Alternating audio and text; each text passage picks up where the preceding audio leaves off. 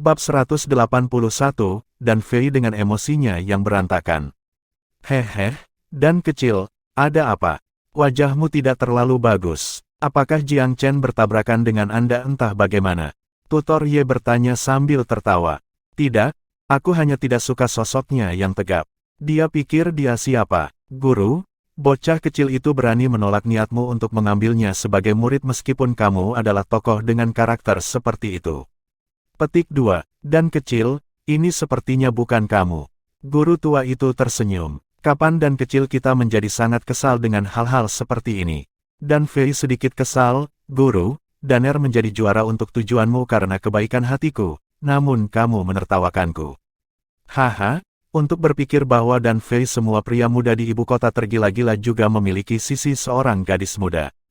Little Dan, jika mereka melihat keadaanmu saat ini, itu pasti akan sepenuhnya membalikkan pemahaman mereka tentangmu. Petik 2. Kalau begitu biarkan mereka terbalik. Siapa yang meminta anak-anak konyol itu untuk memikirkanku?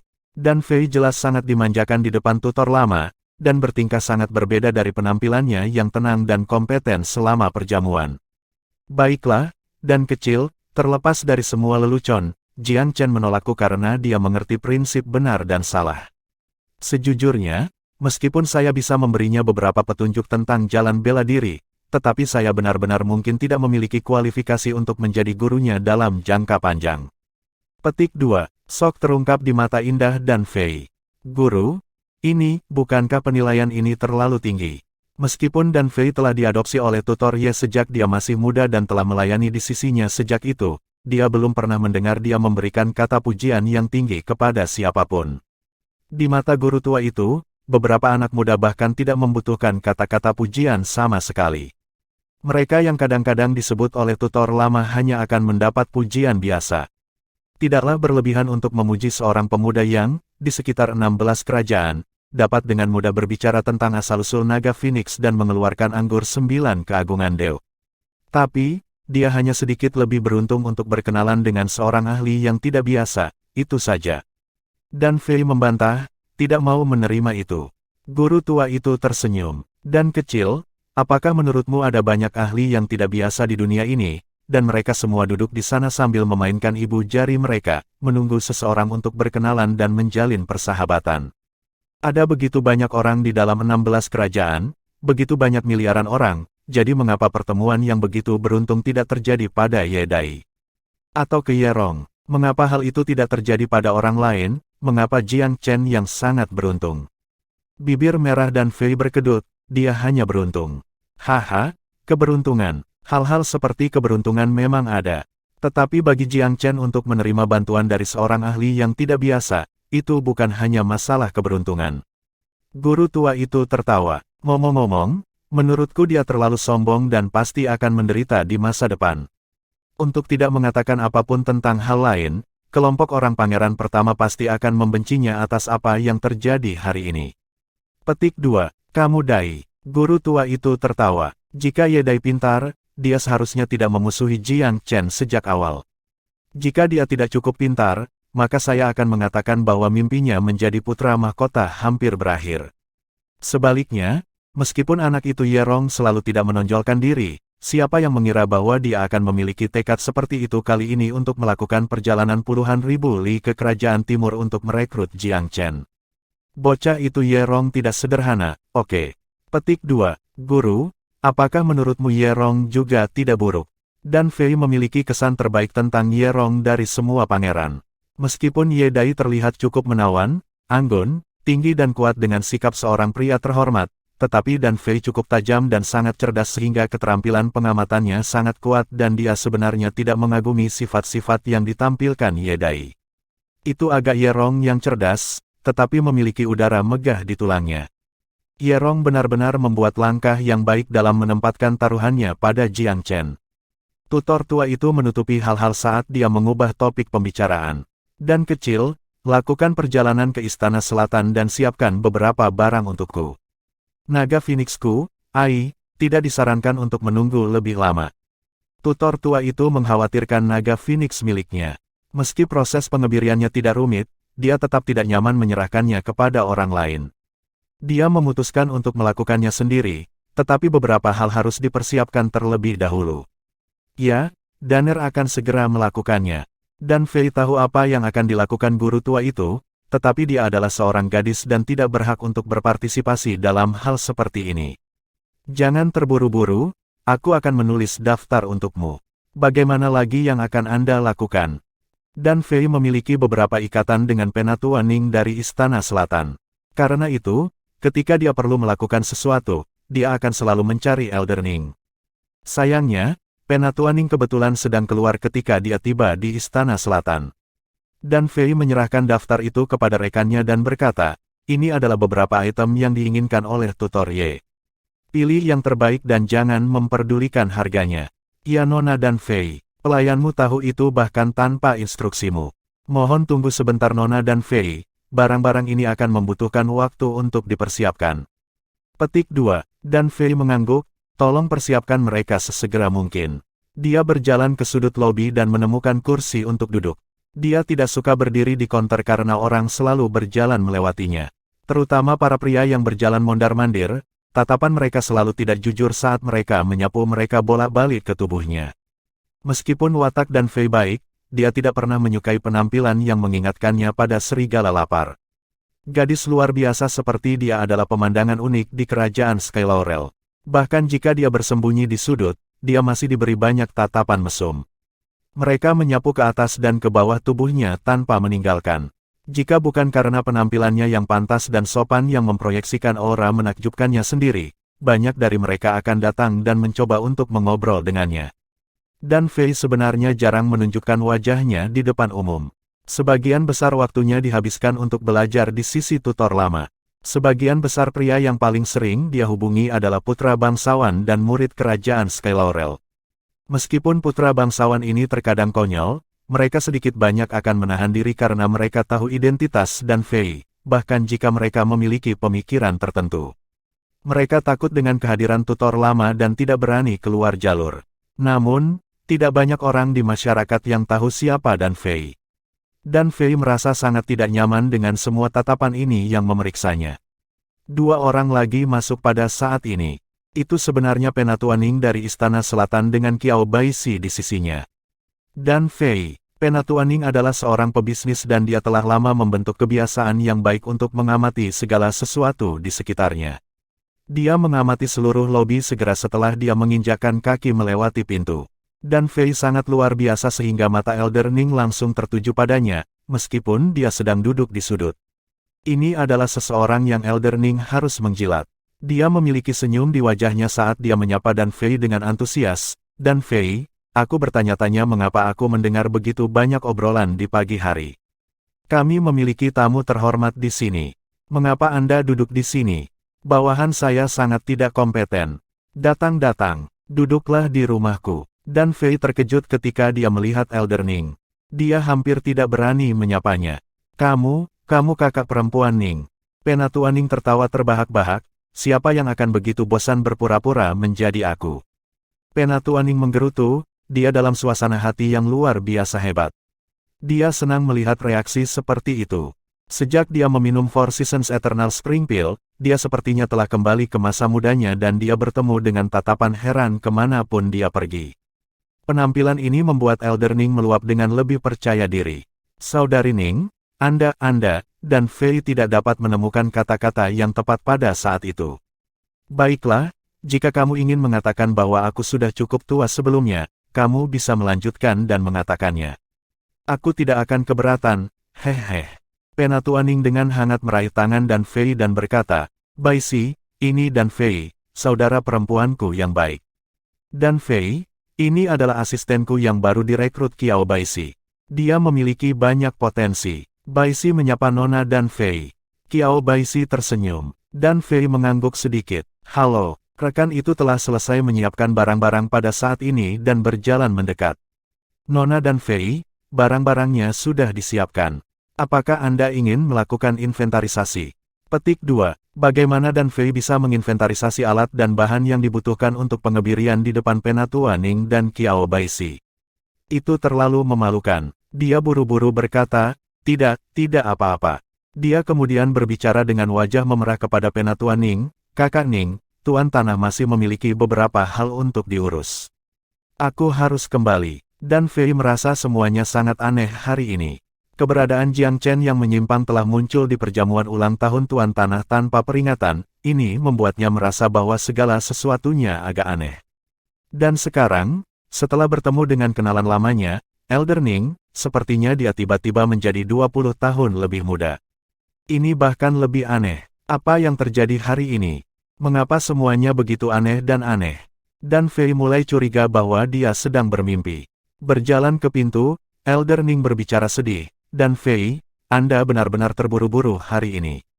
Saya ingin berbagi rahasia kecantikan saya dengan Anda. Lihatlah kulit Anda, sosok Anda, dan tubuh Anda. Cek tes, kecantikan lahir sempurna. Aku ingin memakanmu jika aku laki-laki. Dan Fei langsung merona merah. Kakak Ning, jangan bercanda denganku. Kamu tiba-tiba menjadi sangat muda sehingga sekilas, aku terlihat seperti kakak perempuanmu. Aku akan iri padamu jika kamu terus berbicara. Hehe, apa yang membuat iri? Saya beruntung dan mendapatkan satu pil musim semi abadi 4 musim. Dan Fei, pil itu benar-benar menakjubkan. Saya tidak berani mempercayainya saat itu, tetapi seluruh keberadaan saya tampaknya mundur kembali ke 20 tahun yang lalu dalam waktu 2 jam. Pil musim semi abadi 4 musim. Mata dan Fei yang bergerak tiba-tiba melesat bola-balik, dan dia berkata dengan cepat, "Kakak, aku benar-benar harus pergi." Dan Fei meminta maaf dengan kata-katanya dan melompat ke kereta, membawanya pergi seperti angin. Ada apa dengan Dan Fei hari ini? Dia tampaknya terganggu dan sedih. Itu tidak terlihat seperti gayanya. Penatua Ning benar-benar bingung. Mencapai tutor manor dalam waktu singkat, Dan Fei meletakkan barang-barang itu segera setelah dia memasuki pintu. Dia segera pergi ke semak-semak di halaman depan, matanya yang menawan mencari dengan serius. Seharusnya di sini, tidak boleh ada kesalahan. Saya marah saat itu dan melemparkannya secara acak. Ini harus di sini, kenapa tidak ada di sini? Dan Fei agak menyesal, mengapa dia begitu impulsif. Namun, botol pil itu berukuran setengah kepalan tangan. Seharusnya tidak sulit ditemukan di semak-semak. Setelah mencari beberapa saat, dahi elegan Dan Fei sedikit berkeringat, butiran keringat terbentuk di hidungnya dan rambutnya sedikit berantakan. Bahkan ada beberapa helai rumput yang menempel di kepalanya. Dan Fei tiba-tiba teringat sesuatu. Oh tidak, mungkinkah, selama aku keluar, Bibilan membersihkan halaman dan mengambil botol pil. Pikiran menakutkan ini membuat Dan Fei tiba-tiba sangat gugup. Bab 182, Nona dan Fei sebenarnya menggeledah sampah. Nona, apakah Anda membutuhkan saya untuk sesuatu? Bibilan rajin membersihkan diri saat Dan Fei memanggilnya. Bibilan, apakah kamu membersihkan tempat ini? Bibilan yang rajin berkata dengan cukup bangga, saya mulai membersihkan segera setelah para tamu pergi. Halaman depan sudah disapu sekali. Apakah Nona berpikir itu tidak cukup bersih? Jika demikian, saya akan mengulanginya lagi. Petik 2. Bibilan tidak diragukan lagi adalah lambang kerja keras. Dan Fei telah mempekerjakannya karena ketekunan ini. Tapi hari ini, dia bekerja terlalu cepat dan merusak urusan Dan Fei. Dan Fei tidak tahu apakah harus tertawa atau menangis. Apakah kamu melihat botol pil seukuran ini? Botol pil, apa itu? Bibilan benar-benar bingung. Botol pil adalah barang yang terlalu mahal untuk pembersih seperti dia, jadi dia belum pernah mendengarnya. Hanya sebotol kecil dengan sesuatu di dalamnya. Bibilan menepuk pahanya, oh, kurasa aku mengambil sesuatu seperti itu. Aku membuangnya ke tumpukan sampah. Nona, apakah itu sesuatu yang berguna? Dan Fei melesat seperti anak panah ketika dia mendengar kata-kata, tumpukan sampah. Bibilan menatap keluar angkasa untuk beberapa saat, benar-benar bingung. Dan Fei mencubit hidungnya di sebelah lubang sampah. Ekspresi canggung yang tidak nyaman ditampilkan di wajahnya yang menawan saat dia berdiri di sebelah tumpukan sampah. Tapi, ketika dia memikirkan fakta bahwa Penatua Ning telah mendapatkan kembali penampilan muda yang menakjubkan dari 20 tahun yang lalu, Dan Fei merasakan gelombang keberanian yang tidak diketahui. Dia menyingsingkan lengan bajunya, memperlihatkan sepasang lengan putih giok yang seperti daun bawang, menahan bau busuk dan mulai mengobrak-abrik tempat sampah. Keindahan luar biasa yang mengguncang dunia bangsawan melewati tempat sampah. Adegan ini tampak menggelegar bagi siapa saja yang mungkin melihatnya. Untunglah ini berada di properti pribadi di Tutor Manor, jadi tidak ada kekhawatiran bahwa siapapun akan melihatnya. Menemukannya, ini dia, dan Fei tiba-tiba berteriak di atas tumpukan sampah, kegembiraan yang terpancar dari matanya. Sepasang tangan batu giok yang tertutup lumpur sampah memegang botol pil saat orang tersebut tersenyum bodoh. Untung botol pil itu tertutup rapat dan tidak ada kekhawatiran tentang obat pil di dalamnya yang terkontaminasi. Sama seperti Dan Fei dibawa kegirangan, seruan bibilan terdengar dari belakang, "Ah, Nona, apa yang kamu lakukan? Ada kotoran anjing di tumpukan sampah itu, kamu." Dan Fei benar-benar kacau pada saat itu. Seseorang telah melihat momen memalukan ini. Lumpur menghiasi wajah dan kepalanya, dan lengannya bahkan lebih kotor. "Bibilan, jangan beritahu siapapun tentang apa yang terjadi hari ini." Dan Fei sebenarnya tidak tahu bagaimana menjadi orang yang kejam, tapi dia mencoba yang terbaik untuk mempertahankan wajah tegas. Meski sikapnya santai, dia tidak ingin citra anggunnya dihancurkan dalam sehari. Bibilan tidak dapat memahami apapun ketika dia melihat Nona dan Fei, yang biasanya suka tetap cantik, bertindak sangat tidak biasa hari ini dan membuang sampah. Apakah ini Nona dan Fei yang sedikit obsesif rewel tentang kebersihan? Setelah dia benar-benar mencuci dirinya 3 kali, membuang pakaiannya yang sebelumnya mewah dan berganti pakaian baru, dan Fei seperti orang baru. Dia menggenggam botol pil seperti sedang memeluk toples yang diawetkan, merasa cukup manis dan puas. Wanita suka menjadi cantik, dan pisau jagal di usia tua adalah musuh alami orang cantik. Dan Fei sebenarnya tidak setua itu, dia baru berusia 20 tahun atau lebih. Belum lagi dia terlahir dengan kecantikan alami dan tahu cara merawat dirinya sendiri, jadi dia tampak agak muda di sekelilingnya. Namun, dampak psikologis dari perubahan Elder Ning terlalu besar. Penatua Ning adalah seorang wanita berusia sekitar 40 tahun. Tapi, fakta bahwa dia kembali ke 18 dalam rentang sesaat sebagai pukulan yang terlalu berat untuk ditanggung Dan Fei. Meskipun Dan Fei baru berusia 20 beberapa tahun sekarang, wanita paling takut dengan pisau daging yang sudah tua, dan paling takut menjadi tua. Kalau dipikir-pikir, meskipun dia baru berusia 20 beberapa tahun sekarang, tetapi dia hanya 10 tahun lagi dari 40. 10 tahun akan berlalu dengan cepat. Bahkan seorang gadis seperti Dan Fei terkadang berpikir betapa kejamnya kerapuhan kecantikan. Dia tidak bisa membantu tetapi kadang-kadang takut. Karena itu, ketika dia mendengar nama, pil musim semi abadi 4 musim, bagaimana mungkin dia tidak gelisah. Penatua Ning telah mendapatkan kembali penampilannya dari 20 tahun yang lalu segera setelah minum pil. Perasaan mendapatkan kembali masa muda seseorang dan daya pikat kecantikan yang berkelanjutan adalah sesuatu yang bahkan Dan Fei sulit untuk menolaknya. Dia tiba-tiba teringat apa yang Jiang Chen dorong ke tangannya ketika dia pergi, bukankah itu pil musim semi abadi 4 musim? Tidak heran Dan Fei buru-buru pergi saat itu. "Jiang Chen, jika pil musim semi abadi 4 musim ini nyata, maka aku mungkin dengan enggan memaafkanmu atas apa yang terjadi sebelumnya."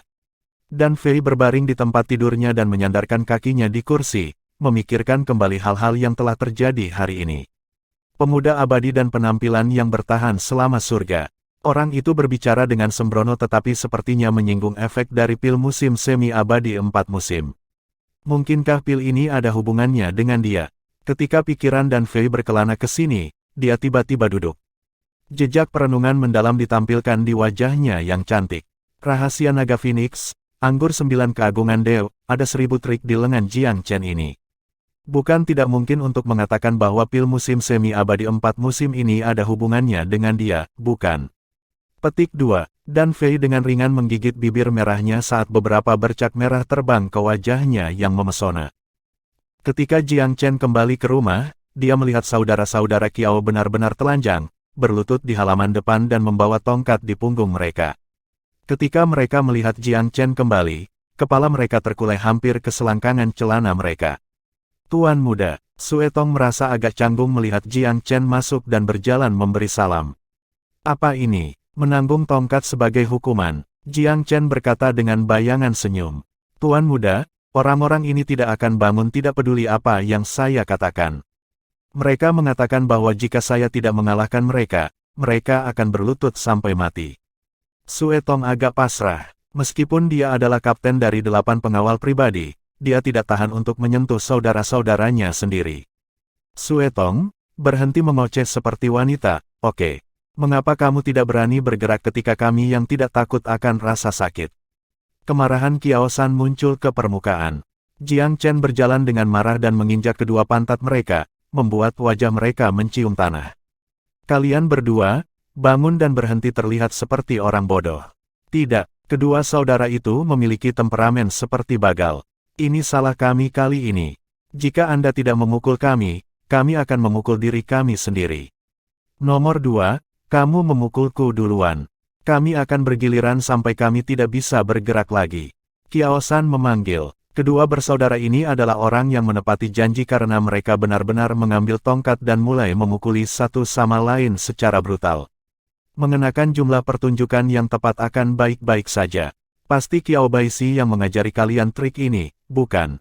Bagaimana kalian berdua bisa memiliki tingkat kecerdasan ini? Qiao Shan dan Qiao Chuan benar-benar terlibat, tetapi mereka membeku setelah mendengar kata-kata itu. Memang, paman mereka Qiao Baishi yang mengajari mereka hal ini. Baiklah, kalian kemungkinan besar mengalami kesulitan yang adil di Black Dungeons, dan kalian juga telah mengalahkan diri sendiri dengan tepat. Aku tidak bilang aku akan melakukan apapun padamu. Jiang Chen bukan orang yang keras. Pada akhirnya, kesalahan yang dilakukan anak buahnya bukanlah masalah besar. Tapi, kami melanggar aturan dan terbang ke ibu kota. Dan, untuk menyelamatkan kita, Tuan Muda memberikan kesempatan untuk memanggil tutor Ye sebagai Tuan. Jiang Chen tersenyum ketika mendengar kata-kata itu, Tian Shao pasti mengoceh dalam perjalanan kembali. Kedua bersaudara itu terperangah karena mereka merasa bahwa mereka juga secara tidak sengaja telah menjual Tian Shao. Mereka buru-buru menggelengkan kepala, tidak, kami menemukannya sendiri. Jiang Chen tidak tahu apakah harus tertawa atau menangis ketika melihat dua hal konyol ini. Aturan tidak bisa terbang di ibu kota adalah aturan sampah. Saya akan memikirkan cara untuk mendaftarkan burung pedang sayap emas kami. Selama kita memiliki pelat penerbangan, kita bisa terbang sesuai keinginan. Kalian berdua cepat dan pergi membalut lukamu. Tuan Muda tidak mengejar masalah ini, jadi berhentilah menjadi begitu dramatis. Sue Tong berkata sambil menatap Qiao bersaudara. Kedua bersaudara itu akhirnya pergi ketika mereka melihat bahwa Jiang Chen tampaknya tidak ingin melanjutkan masalah ini lebih jauh. Tidak buruk, Sue Tong. Anda terlihat semakin nyaman dalam peran Anda sebagai kapten. Saya melihat bahwa pelatihan Anda tampaknya telah mencapai puncak Ki Sejati 9 Meridian. Anda tinggal sehelai rambut lagi untuk menjadi Master Ki Sejati. Kecepatan Sue Tong dalam latihan juga cukup cepat. Meskipun dia telah menerima bantuan dari Jiang Chen, Sue Tong memang memiliki potensi tinggi untuk memulai. Penjaga pribadi lainnya semuanya masih berada di 8 Meridian Ki Sejati. Sue Tong mendekati terobosan di ranah lanjutan Ki Sejati dan sudah setengah kaki di ranah Master Ki Sejati dari 10 Meridian Ki Sejati. Aku memberimu busur Suesa terakhir kali. Kemarilah dan saya akan memberikan kepada Anda beberapa teknik busur dan anak panah untuk meningkatkan kemampuan bertarung Anda. Jiang Chen menyuruh Sue Tong mengikutinya ke ruang rahasia dan secara lisan memberikan beberapa teknik busur dan anak panah kepadanya. Dia juga memberi Sue Tong fondasi mata dewa dan telinga zefir. Dua seni rahasia ini sangat penting dalam melatih penglihatan dan pendengaranmu. Jika Anda melengkapi teknik Anda dengan dua seni ini, Anda akan memiliki masa depan yang cerah di jalur busur dan anak panah. Sue Tong tersentuh saat bibirnya sedikit bergetar. Saudaraku, kamu adalah penyelamatku yang hebat. Tanpamu, aku mungkin masih akan bekerja keras di suku Yinglan di wilayah Jianghan. Sue Tong telah kehilangan orang tuanya sejak dia kecil dan selalu tinggal di bawah atap orang lain, mencari nafkah untuk dirinya sendiri di suku Yinglan. Kepala suku Yinglan adalah paman Jiang Chen, dan juga paman Sue Tong. Itu semua di masa lalu. Bahkan dalam lingkungan seperti itu, Anda masih terus berusaha untuk memperbaiki diri sendiri. Anda terikat untuk memperbaiki keadaan Anda cepat atau lambat. Petik 2. Jiang Chen menepuk bahu Sue Tong saat dia tiba-tiba kehilangan akal sehatnya. Kemudian, saat dia menatap mata Sue Tong dengan hati-hati, sebuah gagasan aneh muncul di benaknya. Sue Tong, apakah kamu pernah bertemu orang tuamu? Jiang Chen tiba-tiba bertanya. Orang tuaku meninggal dalam persidangan di dunia luar saat aku berusia 6 tahun. Lalu, apakah menurutmu ibumu, yang adalah bibiku, terlihat mirip dengan paman? Sue Tong berusaha keras untuk berpikir kembali dan mengangguk. Dalam ingatanku, ciri-ciri ibu dan pamanku memang kira-kira mirip. Sekitar 60 atau 70% begitu. Jiang Chen mengangguk dan tersenyum, baiklah, berlatihlah dengan baik. Saya punya 2 buah giok langka di sini. Ketika Anda menjadi Master Ki Sejati dan menstabilkan latihan Anda di 10 meridian Ki Sejati, Anda bisa makan salah satu buah ini. Itu tanpa syarat akan meningkatkan ranah Anda 1 tingkat, secara langsung mengangkat Anda ke 11 meridian Ki Sejati.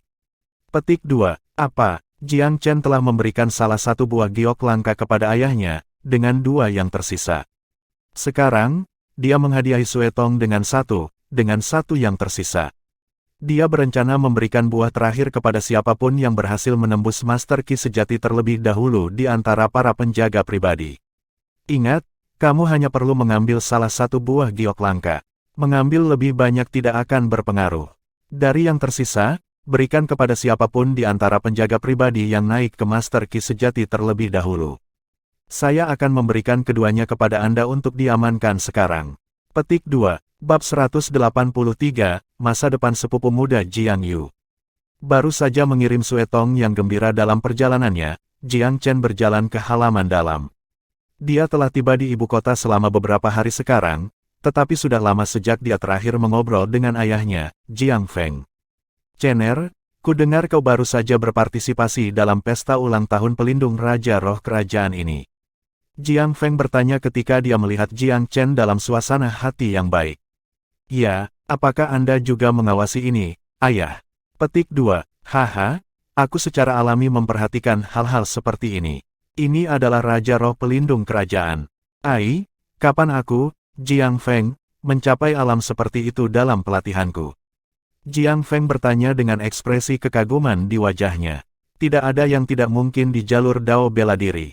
Jiang Chen tersenyum. Dia belum pernah menemukan sebelumnya bahwa ayahnya adalah seorang Daoholik bela diri. Masuk akal ketika dia memikirkannya. Jiang Chen telah menjadi pecundang yang tidak berguna sebelumnya. Sebagai Duke of Jianghan, Jiang Feng bertanggung jawab atas segalanya, tidak peduli seberapa besar atau kecil. Dia harus mengambil peran ayah dan ibu, serta mengabaikan segala macam urusan. Jam berapa dia akan pergi untuk berlatih? Sekarang dia bukan Duke of Jianghan dan hanya orang biasa, tingkat pelatihannya telah meningkat pesat. Dia sekarang adalah Master Ki Sejati di puncak 11 meridian Ki Sejati. Setelah melihat ayahnya begitu terpesona oleh Dao bela diri, Jiang Chen benar-benar ingin menawarkan pil 5 naga pembuka surga kepada ayahnya. Tapi saat pikirannya terus menyusuri jalan ini, dia menahan dorongan ini. Dia belum pernah menggunakan pil ini sebelumnya dan tidak terburu-buru. Tidak akan terlambat untuk menawarkan pil itu kepada ayahnya setelah dia secara pribadi mencobanya dan merasakan efeknya. Perbedaan beberapa hari tidak akan berarti banyak.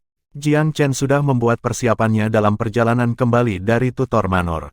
Dia berencana pergi ke budidaya pintu tertutup dan mengambil pil 5 naga pembukaan surga, memulai proses mentransmisikan Ki Sejati menjadi roh, memahami alam roh dan membentuk lautan rohnya. Waktu yang dibutuhkan bisa pendek, atau bisa lama. Jiang Chen juga tidak yakin. Oh benar, lebih tepatnya, ada sesuatu yang tiba-tiba ingin aku tanyakan padamu. Jiang Chen ingat hal aneh yang terjadi mengenai Sue Tong barusan dan membuka mulutnya untuk mengajukan pertanyaan. Hal aneh apa? Saya baru saja berbicara dengan Sue Tong dan tiba-tiba merasa bahwa garis keturunannya tampaknya tidak memiliki resonansi garis keturunan yang akrab dengan saya. Sepertinya ada yang salah. Apa yang salah? Ekspresi Jiang Feng agak tidak wajar. Jika Ibu Sue Tong adalah saudara perempuan ibuku, lahir dari orang tua yang sama, maka kita harus berbagi garis keturunan yang sama dan harus ada resonansi di antara kita. Oh, mungkin ada yang salah dengan persepsi Anda. Dia saudara bibimu, itu tidak diragukan lagi. Jiang Feng tertawa. Baiklah, Cener, ibumu meninggal lebih dari 10 tahun yang lalu, jangan membicarakan hal-hal yang menyedihkan ini lagi. Paman ketiga Anda dan Xiao Yu telah ikut dengan kami ke kerajaan Sky Laurel dan agak kesepian. Kunjungi mereka jika tidak ada yang menyita waktumu. Jiang Feng tampaknya tidak berbicara lebih banyak tentang masalah ini dan mengubah topik pembicaraan. Jiang Chen merasa ini agak aneh, tetapi tidak dapat terus bertanya ketika dia melihat ayahnya bertindak seperti ini. Baiklah, aku akan memeriksa mereka. Hati-hati, ayah. Jiang Chen meninggalkan kamar Jiang Feng dan pergi mengunjungi paman ketiga Jiang Tong. Dia memiliki percakapan yang baik dengan sepupunya yang lebih muda Jiang Yu. Paman ketiga, saya merasa bahwa Xiao Yu memiliki potensi di bidang jaringan dan hubungan. Dia juga tidak buruk dalam bisnis. Bagaimana kalau saya melihat apakah saya bisa memperkenalkannya ke Istana Harta Karun Segudang sebagai murid atau sesuatu jika ada kesempatan? Ayah di bawah langit mana yang tidak memikirkan putranya? Ketika dia mendengar Jiang Chen mengatakan ini, Jiang Tong sangat gembira. Cener, Xiao Yu juga tidak akan duduk diam setiap hari. Akan luar biasa jika dia bisa pergi ke Istana Harta Karun Segudang. Petik 2. Baiklah, aku akan membawa masalah ini ke Feng Yan saat dia berkunjung berikutnya. Berbicara tentang iblis, tepat ketika Jiang Chen sedang mengobrol dengan Jiang Tong dan putranya, seseorang dari luar datang untuk melaporkan bahwa wakil administrator Istana Harta Karun Segudang, Feng Yan, telah datang berkunjung. Ayo, Xiao Yu, ayo kita terima Feng Yan bersama-sama. Jiang Chen menarik Jiang Yu keluar. Feng Yan dalam suasana hati yang baik akhir-akhir ini. Dia berada di puncak gelombang kesuksesan, telah dipromosikan dan menghasilkan banyak uang. Dia merasa bahwa segala sesuatu dalam hidupnya sangat menyenangkan, dan matahari sangat cerah setiap hari. Dia juga tahu bahwa orang yang membawanya semua ini adalah Jiang Chen. Feng Yan sangat peduli dengan pembawa rejeki yang luar biasa ini. Dia datang berkunjung hampir setiap hari, dengan harapan dapat lebih meningkatkan kedalaman hubungannya dengan Jiang Chen. Tuan Muda Chen, Anda telah menjadi pembicaraan di ibu kota pada hari-hari saya tidak melihat Anda. Beberapa orang dilahirkan untuk menjadi karakter utama. Tuan Muda Chen tidak diragukan lagi salah satu dari orang-orang itu. Ini membuatku, Feng Yan, cukup iri. Kakak Feng, kamu juga tidak terlalu buruk akhir-akhir ini. Jiang Chen tertawa terbahak-bahak. Hehe, pencapaian kecilku adalah karena orang ramah yang dikenal sebagai Tuan Muda Chen.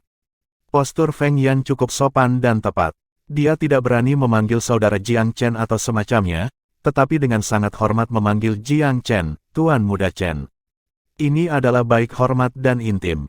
Oh benar, Tuan Muda Chen, saya pernah mendengar bahwa Anda menggunakan kendi 9 Magnificence Dewine untuk memenangkan tempat hadiah terbaik pada jamuan ulang tahun Tutor Ye. Sepertinya tidak ada yang bisa disembunyikan di ibu kota. Sudah berapa lama sejak aku pulang? Jiang Chen tersenyum sedih. Ibu kota selalu menjadi tempat pertemuan angin dan awan. Semua berita menyebar paling cepat di ibu kota. Bagaimana, Tuan Muda Chen? Apakah Anda tertarik untuk melelang kendi dari 9 anggur Dew Magnificence di Myriad Treasures Palace? Jika Myriad Treasures Palace kami dapat mewakili anggur ini, kami pasti akan menciptakan situasi yang saling menguntungkan. Petik 2. Jiang Chen sedikit tergoda setelah mendengar kata-kata Feng Yan. Dia melihat Jiang Yu di sisinya dan punya ide. Dia mengangguk, saya menghadiahkan tingkat roh 9 Magnificence Dew Wine kepada wakil kepala Si dan Tutor Ye. Bahan-bahan yang dibutuhkan untuk menyeduh anggur ini sedikit mahal. Anggur ini juga tidak cocok untuk produksi luas. Jika menyebar ke seluruh pasar, wakil kepala Si mungkin tidak senang. Feng Yan berpikir bahwa kata-kata itu sangat masuk akal ketika dia merenungkannya lebih dalam. Wakil kepala Si adalah seseorang yang menyukai anggur. Jika ada orang sembarangan di jalanan yang dapat membeli anggur 9 keagungan Dew dengan uang, lalu bagaimana anggur ini masih bisa dianggap sebagai anggur yang berharga? Di sini, saya punya resep untuk tingkat umum 9 Magnificence Dew Wine. Levelnya lebih rendah, tetapi masih benar-benar minuman yang tiada taranya. Ini bisa diperkenalkan ke pasar. Oh, hal seperti ini ada, Yang Chen, ini berarti kami benar-benar memiliki dasar untuk sebuah kemitraan. Mata Feng Yan juga menyala.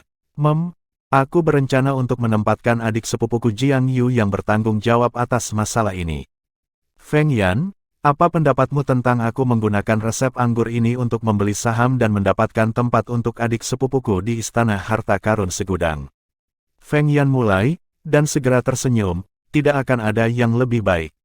Sulit bagi orang untuk memasuki Istana Harta Karun Segudang, tetapi tentu saja tidak akan ada masalah bagi saudara lelaki Tuan Muda Chen.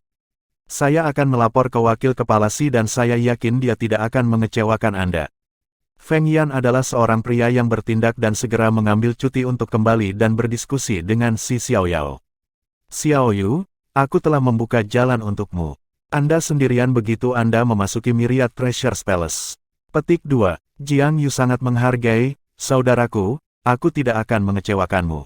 Setelah kira-kira 2 jam, Feng Yan bergegas kembali dengan sangat antusias. Tuan Muda Chen, wakil kepala cukup lugas dan murah hati. Dia memberi Jiang Yu gelar murid peringkat pertama. Itu hanya 1 tingkat dari pangkat wakil administrator saya. Petik 2. Murid-murid dari Istana Harta Karun segudang semuanya dimulai sebagai murid magang, sebelum naik menjadi murid dari peringkat ke-9, peringkat ke-8, sampai mereka mencapai peringkat pertama. Seorang murid dari peringkat pertama adalah tingkat keberadaan tertinggi di antara para murid.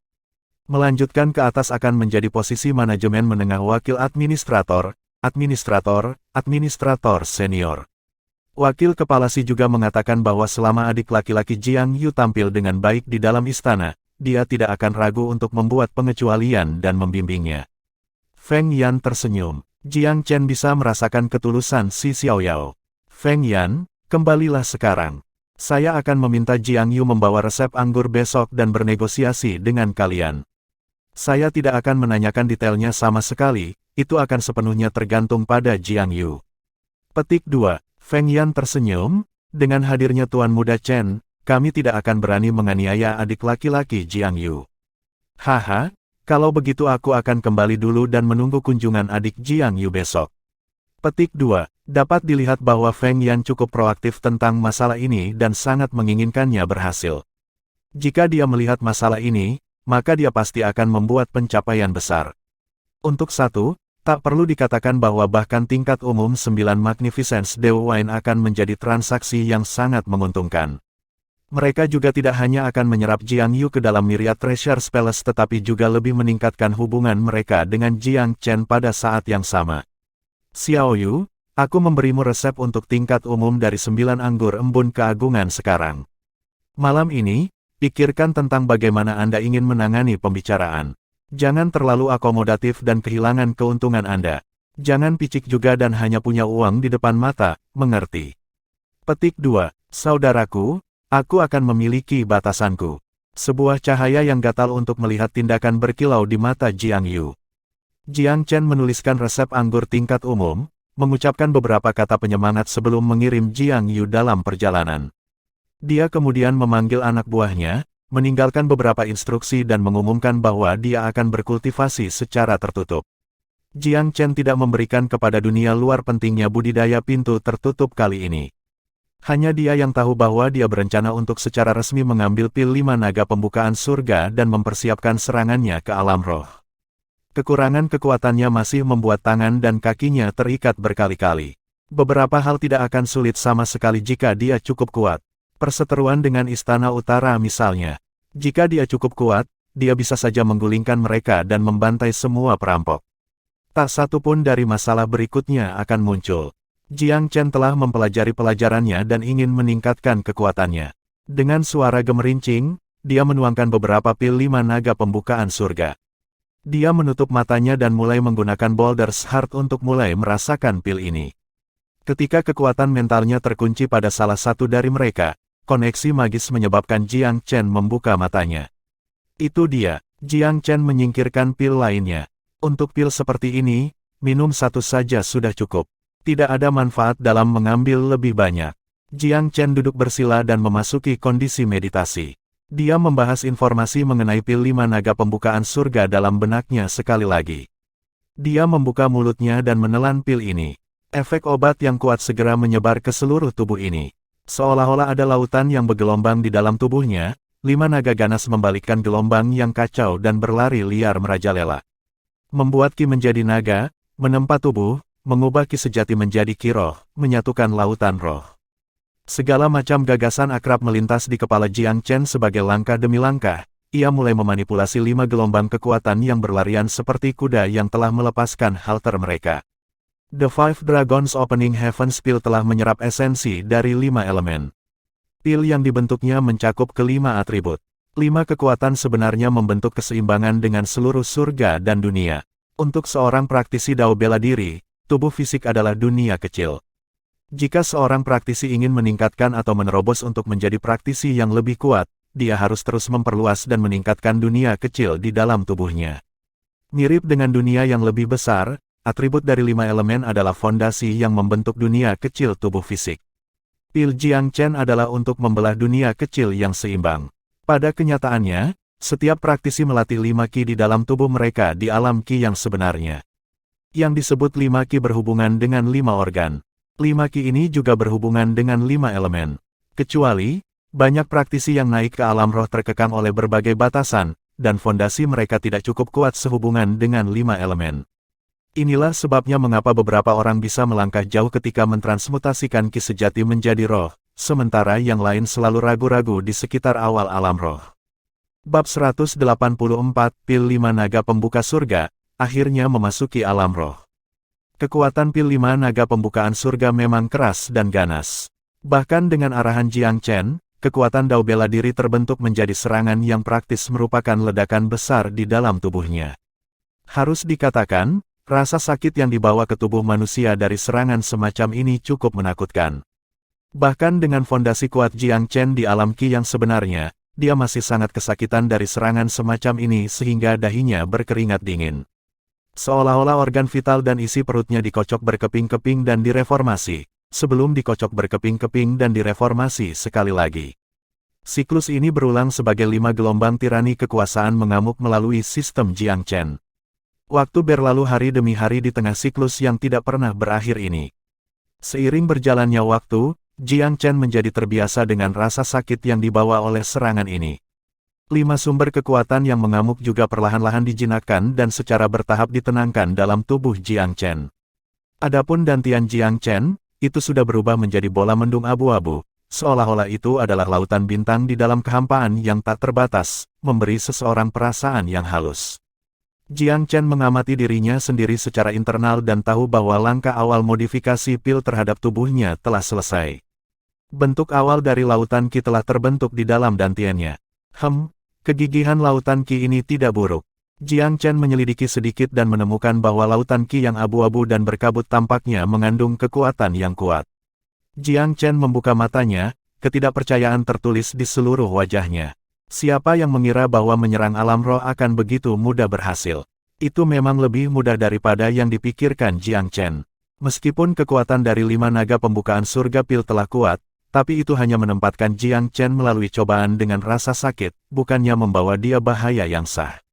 Yang paling penting adalah, Jiang Chen mengira dia perlu berada di balik pintu tertutup untuk sementara waktu, tetapi dari saat dia meminum pil hingga ketika lautan Qi awalnya terbentuk, itu belum 7 hari.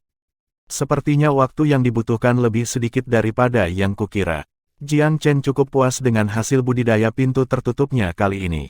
Siapa yang mengira bahwa saya masih berada di alam Qi yang sebenarnya sebelum kultivasi pintu tertutup? 7 hari kemudian, saya benar-benar seorang praktisi alam roh sekarang. Jiang Chen berbeda dari praktisi lain. Sebagian besar bahkan tidak bisa membayangkan jalan yang harus diambil oleh praktisi biasa untuk mengubah Qi sejati menjadi roh. Namun, Jiang Chen memiliki ingatan dari kehidupan masa lalunya dan bantuan dari pil yang menantang surga seperti pil 5 naga pembukaan surga. Keuntungan ganda ini membuatnya tidak perlu mengalami perkembangan alam roh setengah langkah seperti banyak praktisi lainnya. Dia adalah seorang praktisi alam roh dalam nama dan kekuatan sekarang. Meskipun lautan rohnya baru saja terbentuk, tidak berlebihan untuk mengatakan bahwa berkat pil yang menempa lautan roh ini, levelnya mungkin tidak kuat, tetapi dia benar-benar berada di puncak dalam hal potensi. Lautan roh telah terbentuk, seolah-olah sayap telah ditambahkan ke punggungku. Sekarang, saya harus meningkatkan area saya yang lain. Seni mata dewa, telinga Zephyr, dan hati boulder semuanya berkembang dengan mantap. Sekarang saya telah memasuki alam roh, upaya yang lebih besar secara alami diperlukan sebelum tujuan saya dapat dicapai. 4 seni hebat yang tidak bisa aku latih sebelum memasuki alam roh akhirnya bisa dikuasai sekarang. Jiang Chen paling senang bisa melatih kepala psikis. Ini adalah seni paling penting di antara 4 seni tambahan di belati terbang Monsater. Dapat dikatakan bahwa kepala psikis menggabungkan misteri dari 3 sebelumnya, memusatkan 7 indera tubuh manusia menjadi 1. Setelah mengumpulkan kekuatan mental, ketujuh indera mengalami terobosan untuk bergema di antara satu sama lain, setelah itu mengejar alam dari 7 indera yang diterangi. Jika dia berhasil dalam pelatihannya, maka kekuatannya akan berlipat ganda seolah-olah menambahkan sayap ke harimau. Yang paling penting adalah dia bisa berlatih menyerang dengan misteri, belati terbang Monsater. Jadi ternyata kepala psikis menggunakan kekuatan roh di dalam tubuh untuk mi-7 indera dan membentuk persepsi untuk menerangi mereka. Ini memang seni yang luar biasa. Jiang Chen merasa bahwa seni ini benar-benar luar biasa saat dia mulai melatihnya. Kepala psikis mengangkat panca indera tubuh manusia menjadi 7 indera, lalu membentuk resonansi di antara mereka. Dengan cara ini, bahkan jika saya berada di tengah-tengah api yang menyala-nyala, tenggelam di laut dalam, atau terperangkap di jurang yang sangat dalam di bumi, saya masih bisa bergerak seolah-olah saya sedang berjalan di darat tanpa hambatan sama sekali. Petik 2. Kepala psikis berarti bahwa setiap indera Anda dapat digunakan sesuai keinginan Anda, seolah-olah memiliki kesadaran dan hatinya sendiri. Setelah 3 hari lagi, Jiang Chen sekali lagi menginventarisasi keuntungannya. Bagus sekali, mata dewa dan telinga Zephyr telah berulang kali menembus setelah terobosanku ke alam roh. Mereka sudah berada di level 9, sedangkan Boulder's Heart juga sudah mencapai level kelima. Kepala psikis benar-benar telah membuka pintu ke tingkat kedua setelah 3 hari. Petik 2. Jiang Chen sangat puas dengan apa yang dia tuai. Ini tidak buruk. Kondisi saya saat ini membuat saya benar-benar memenuhi syarat untuk berlatih teknik-teknik hebat. Persyaratan terendah dari teknik hebat, Monster Flying Daggers adalah bahwa mata dewa dan telinga Zephyr semuanya harus berada di level 7, hati Boulder di level 5, dan kepala psikis di level 2. Petik 2. Sekarang, selain dari kepala psikis yang baru saja mencapai persyaratan, 3 lainnya telah jauh melampaui persyaratan mereka. Saatnya untuk berlatih teknik yang hebat. Jiang Chen telah menemukan bahwa meskipun dia memiliki banyak cara untuk menyerang, dia masih sedikit kekurangan dalam hal mampu mengeluarkan pukulan fatal. Ini akan menyelesaikan situasi yang mendesak seperti api menyanyikan alisnya. Teknik hebat pada tahap awal kekuatan, bentuk elang terbang, bentuk macan menerkam. Ada 2 teknik hebat pada tahap awal kekuasaan untuk dipilih Jiang Chen. Bentuk elang terbang mengejar yang aneh dan tak terduga, sedangkan bentuk macan menerkam mencari dominasi. Keduanya adalah teknik hebat pada tahap awal kekuatan. Saya mungkin harus mempelajari keduanya.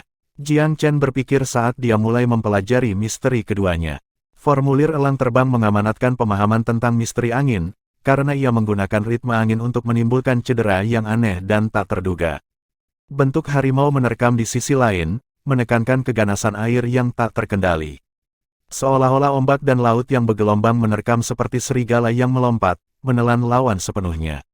Jika 2 teknik hebat ini cocok satu sama lain, mereka akan saling melengkapi dengan cukup baik. Jiang Chen menemukan bahwa pencipta Monster Flying Daggers benar-benar bijaksana, karena 2 teknik hebat pada tahap awal kekuatan sebenarnya saling melengkapi. Sebuah inovasi yang benar-benar menakjubkan tiba-tiba terlintas di benak Jiang Chen.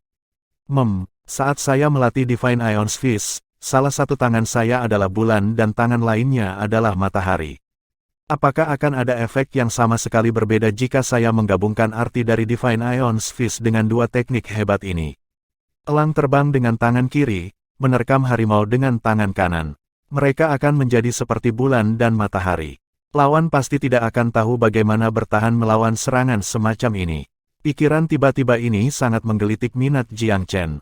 Pada saat ini, dia seperti binatang buas yang tidak pilih-pilih dalam rasa laparnya. Teknik bela diri ini adalah mangsa dan makanannya yang dia makan dengan rakus. Setengah bulan lagi berlalu. Sepertinya ada banyak perubahan di sepanjang jalan Dao bela diri. Seseorang tidak bisa tetap sama selamanya. 2 teknik hebat dari tahap awal kekuatan dapat digunakan secara individual dan dapat digabungkan setelah perubahan yang saya buat. Namun, ketika keduanya digabungkan, kekuatan mereka akan setara dengan teknik kekuatan menengah yang hebat. Petik 2. Jiang Chen sangat gembira. Dengan pengetahuannya tentang bela diri Dao, eksperimen semacam ini hanyalah upaya kecil. Jika aku yang sekarang bertemu dengan murid-murid Istana Utara itu, aku seharusnya bisa membunuh mereka dalam hitungan detik.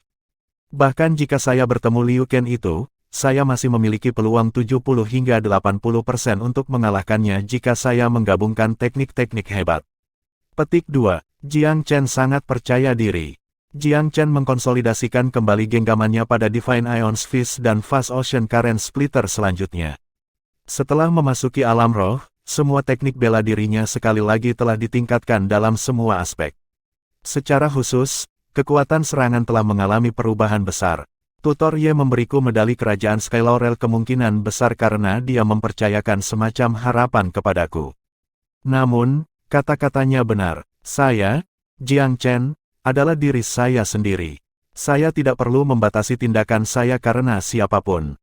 Aku harus melakukan apapun yang menurutku benar. Apa perlunya saya menyibukkan diri dengan pikiran orang lain? Jadi bagaimana dengan pangeran pertama?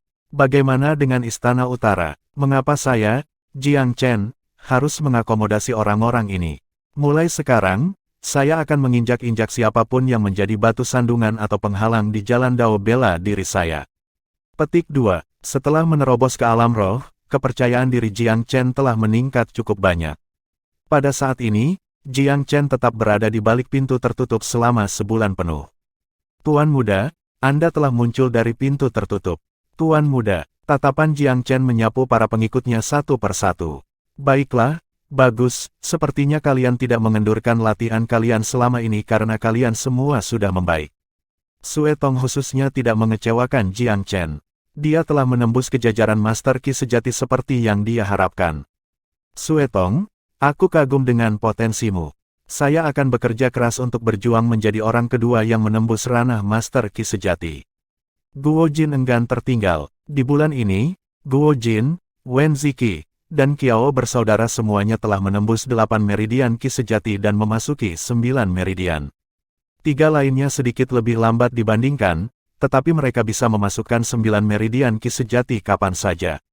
Ketika dia mendengar Guo Jin mengucapkan kata-kata yang begitu tinggi dan penuh aspirasi, Qiao San berseru, "Yo, Guo. Nomor 2 pasti milikku. Jangan lupakan aku, Qiao Chuan." Meskipun Wen Ziki tidak banyak bicara, matanya yang indah juga memancarkan rasa kompetitif yang kuat. Bagus kalau kamu punya hati untuk bersaing. Tapi, kalian juga bersaudara. Ingatlah untuk bersaing dengan cara yang bersahabat dan ingat batasan Anda. Jiang Chen memperingatkan. Sue Tong tersenyum, tenanglah tuan muda, aku akan mengawasi mereka setiap saat. Gou Yu juga tersenyum, jika sekelompok holigan ini berani memberontak, aku akan menjadi orang pertama yang menghancurkan mereka. Sejak Gou Yu menjadi pengikut Jiang Chen, dia telah melakukan pekerjaan yang luar biasa dalam menangani urusan internal dan eksternal. Ini membuat Jiang Chen merasa sedikit malu. Gou Yu, ikut aku sebentar. Jiang Chen memberi isyarat dan membawanya ke ruang rahasia. Jiang Chen, kamu, meskipun Gou Yu memiliki kepribadian yang terbuka dan terus terang, ruang dengan ruang rahasia itu sempit dan terbatas. Ini membuatnya merasa sedikit tidak nyaman. Apa ini gagap tentang Anda dan saya? Anda sudah cukup lama berlama-lama di 11 meridian Ki sejati. Pikiran apa yang Anda miliki sehubungan dengan pemahaman alam roh? Petik 2. Sebuah cahaya bersinar di mata indah Gou Yu. Jiang Chen, apa maksudmu memberiku petunjuk? Apakah kamu masih Gou Yu Daoholik bela diri itu? Apakah Anda tidak percaya diri ketika tidak ada yang memberi Anda petunjuk? Petik 2. Dada penuh Gou Yu membusung. Jiang Chen, jangan meremehkanku. Saya tidak pernah menyerah berlatih Dao bela diri. Aku, Gou Yu, akan menjadi praktisi alam roh. Saya akan membuktikan kepada sekte-sekte itu bahwa saya, Gou Yu, masih bisa memasuki alam roh bahkan tanpa sumber daya mereka. Saya tidak kalah sedikit pun dengan apa yang disebut konstitusi bawaan. Petik 2. Bab 185, Pangeran Pertama Ye Dai mencari audiens. Meskipun keluarga Long telah benar-benar ditakuti dan ditekan, Gou Yu masih memiliki permusuhan yang mendalam terhadap keluarga Long. Keberadaan Long Juxue benar-benar menjadi duri di sisi Gou Yu yang keras kepala. Duri ini selalu membuat dia yang memiliki harga diri yang tinggi merasa tidak nyaman. Meskipun Gou Yu tidak pernah menyebutkannya, dia tidak pernah mau menerima dan mengakui kekalahan di hadapan konstitusi Long Juxue. Dasar macam apa bagi sekte untuk melihat Long Juxue dengan mata yang berbeda? Dia akan membuktikan bahwa dia, Gou Yu, sama baiknya. Dia tidak memiliki potensi abnormal, tetapi dia memiliki hati Dao bela diri yang lebih tegas yang akan menebusnya. Jiang Chen menatap wanita yang serius ini dan tiba-tiba merasakan beberapa tusukan karena tidak dapat melihat lebih jauh. Wanita ini adalah seorang putri dan bisa tinggal di kerajaan timur untuk melanjutkan dan menikmati perlakuan agung dan mewah yang diberikan kepada keluarga kerajaan. Namun, dia telah mengikutinya tanpa ragu-ragu dan menjadi pengikutnya. Apa yang dia inginkan? Terobosan dalam bela diri Dao, Tentu saja, Jiang Chen tidak menyangkal bahwa Gou Yu merasakan ketergantungan, rasa terima kasih, dan bahkan beberapa emosi samar antara pria dan wanita terhadapnya. Namun, Jiang Chen tidak pernah menginginkan hal-hal berjalan seperti itu. Bukan karena Jiang Chen tidak terlalu memikirkan Gou Yu, tetapi karena dia tahu bahwa mereka pada akhirnya akan berjalan di jalur yang berbeda dan ditakdirkan untuk tidak bisa terbang bersama sebagai pasangan. Ini adalah wanita yang ditakdirkan untuk dia kecewakan. Oleh karena itu, hatinya melunak ketika Jiang Chen memandang Gou Yu dan sikapnya yang tegas. Bahkan jika dia bukan wanitaku, setidaknya aku akan membiarkannya menjalani kehidupan yang lebih mulia dan cemerlang dari yang pernah dia pikirkan. Ketika pikiran Jiang Chen berkelana ke sini, dia tiba-tiba tersenyum, "Kamu benar, kamu masih bisa memasuki alam roh bahkan tanpa sekte. Sekarang, aku akan memberimu kesempatan untuk memasuki alam roh. Apa katamu?" Keheranan terpancar dari mata indah Gou Yu. Dia mengira dia salah dengar. "Apakah kamu ingin memasuki alam roh?" "Ya," Gou Yu mengangguk tanpa ragu-ragu. Jiang Chen menjentikkan jarinya dan pil 5 naga pembuka surga peringkat menengah mendarat di tangannya. Pil ini disebut pil 5 naga pembukaan surga, dan akan memberimu kesempatan 90% untuk memasuki alam roh. Pil ini juga dapat membentuk lautan roh Anda, membuatnya menjadi satu dengan potensi yang tak tertandingi. Ingat, saya bahkan belum memberi suetong pil ini, jadi Anda harus merahasiakannya. Wajah Gou Yu dipenuhi dengan kejutan yang mengejutkan saat dia menatap pil di tangannya dengan bodoh. Matanya tiba-tiba menjadi merah. Perasaan dibantu oleh Jiang Chen, diberi petunjuk olehnya dan dirawat olehnya, tiba-tiba mengirim ingatannya kembali beberapa bulan, kembali ke saat mereka semua tinggal di kerajaan timur. "Jiang Chen, kamu, berhenti. Saya tidak suka wanita yang cerewet atau bimbang. Anda adalah pengikut saya dan itu adalah tindakan alami bagi saya untuk memberi Anda pil." Jiang Chen tidak tahan ketika wanita menangis. Gou Yu dengan berani menyeka matanya. Dia kecewa menyadari hari ini bahwa dia tampaknya telah terbiasa dengan bantuan Jiang Chen, terbiasa dengan petunjuknya, dan terbiasa menerima manfaat dari Jiang Chen. Pil ini akan menyerang seluruh tubuh fisikmu dan akan membentuk kembali tubuhmu, membentuk lautan roh di dalamnya. Proses ini akan sangat menyakitkan. Ingat, Anda harus bertahan di bawahnya. Jika Anda melakukannya, langit akan menjadi batasnya. Anda akan menginjakkan kaki ke alam roh dan terbang seperti yang Anda inginkan mulai sekarang.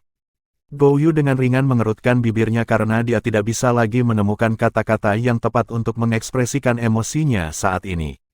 "Jiang Chen, sepertinya aku, Gou Yu, ditakdirkan untuk berhutang padamu selama hidup ini.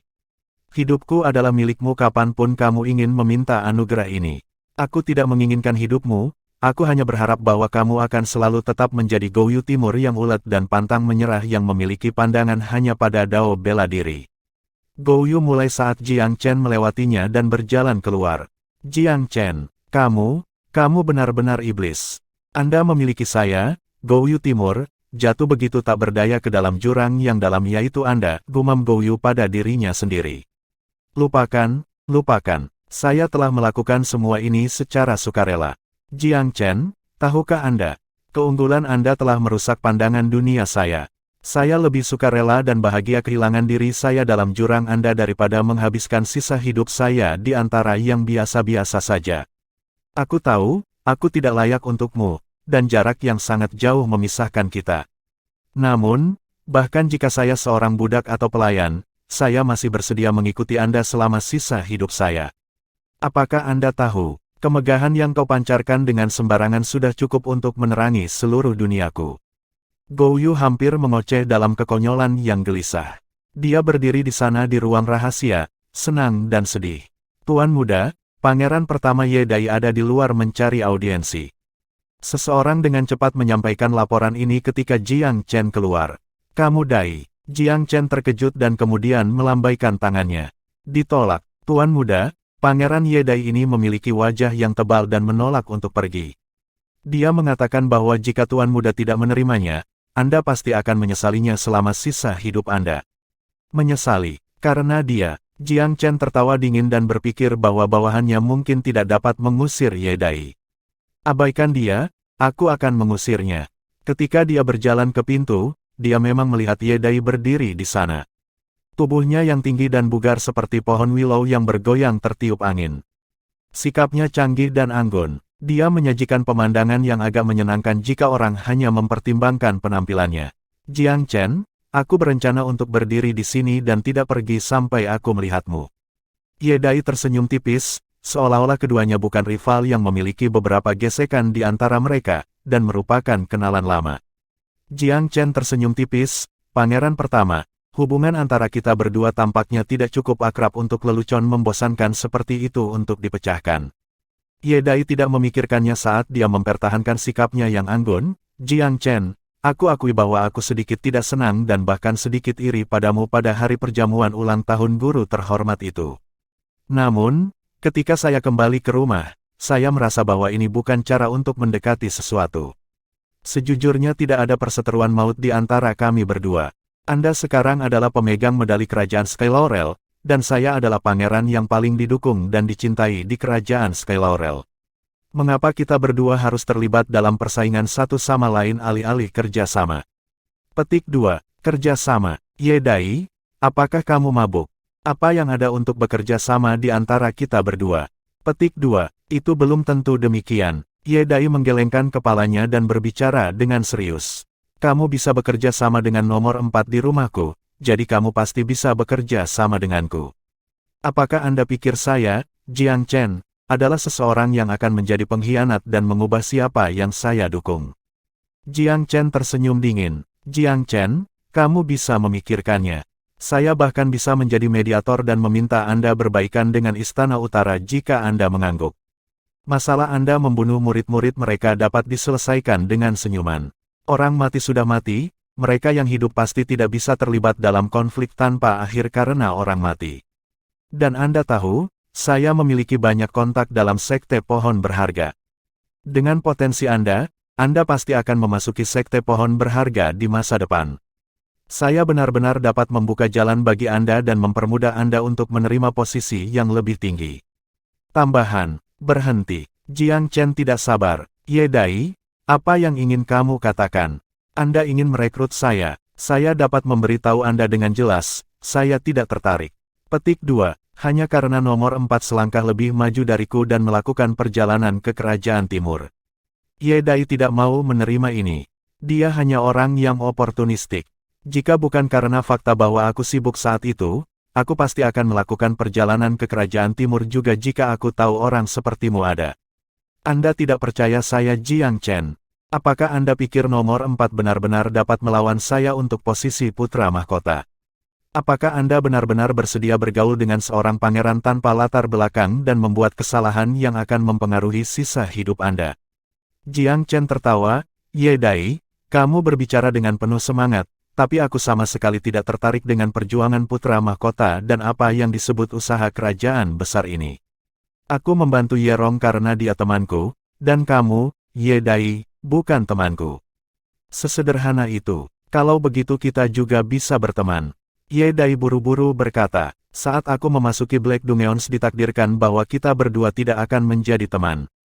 Jiang Chen melambaikan tangannya dan mengerutkan kening, saya akan menanyakan satu hal, apakah Anda keluar dari sini atau tidak? Wajah Ye Dai menjadi dingin dan tahu bahwa dia tidak bisa melanjutkan tindakannya. Dia berbicara dengan kasar, Jiang Chen, apakah Anda bertekad untuk mengejar keyakinan Anda yang salah dan menentang saya sampai akhir?